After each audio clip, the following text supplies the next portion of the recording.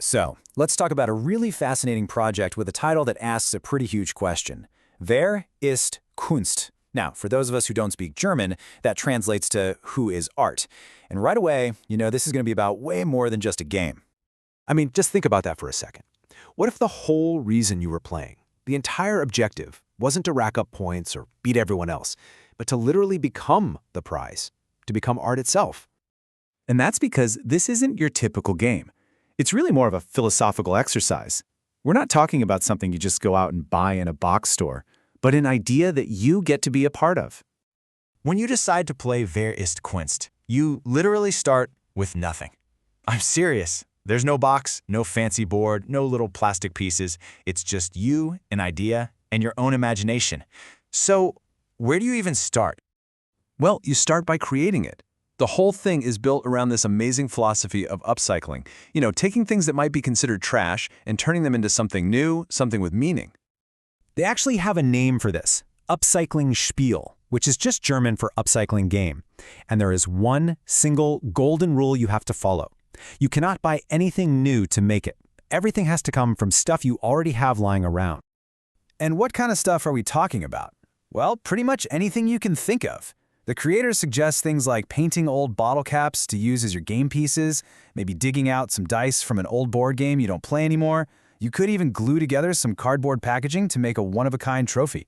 The sky is truly the limit.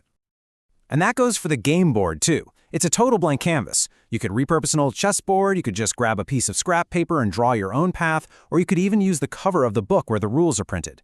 Every single choice you make means that your version of Wer ist Kunst will be completely unique in the world.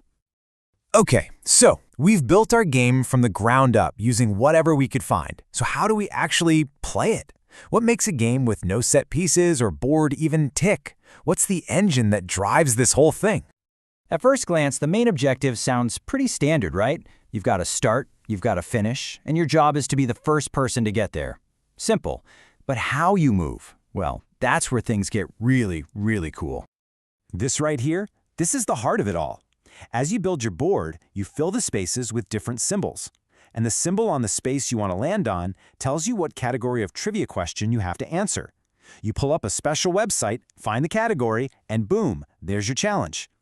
And the topics are all over the place, which is what makes it so much fun. One turn, you might get a deep question about philosophy or classic literature, and the very next turn, you could be answering a question about Bob Dylan or even football. It's designed to make sure nobody can ever get too comfortable. So a turn is actually super straightforward. The youngest player gets to start, they look at an adjacent space on the board, and whatever symbol is there, that's their question category. Then the next player in line grabs the phone or computer, finds the right question online, and plays Quizmaster. Easy as that. But hold on, it's not just a simple trivia race to the finish. There are some really clever layers of strategy built in that make the game way more competitive and interesting than just answering questions. And the biggest piece of strategy comes down to not just what you know, but how confident you are in your answer.